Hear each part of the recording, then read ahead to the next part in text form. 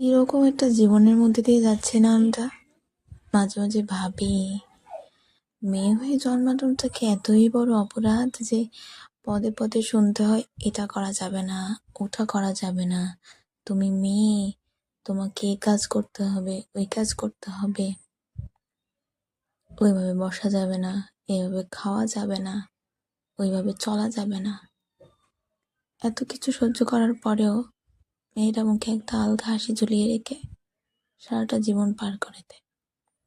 মৃত্যুর পরেও ওদের শান্তি নেই, তারপরেও তাদের দোষ গুণ বিচার করেই যায়। অথচ সেদিক দিয়ে ছেলেদের দেখো, ওদের কাঁধে শুধুমাত্র বলবো না, ওদের কাঁধে কেরিয়ার আর পরিবারের ভারটুকু আছে, আর মেয়েদের ঘাড়ে গোটা সমাজ, পরিবার, সবার ভার আছে। মাঝে মাঝে ভাবি, মেয়েদেরকে ভগবান না সৃষ্টি করলেই পারত। মেয়ে নামক প্রজাতিরা যে কতটুকু কষ্ট পাচ্ছে এই ধরা ধামে, সেটার আন্দাজ কি ভগবান করতে পারছে করতে? যে কতটুকু কষ্ট সহ্য করে, কতটুকু লড়াই সহ্য করে তাদের যেতে হয়।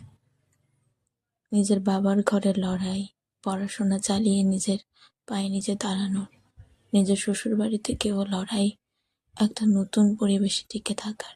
তারপরেও মেয়েরা স্বার্থবাদী।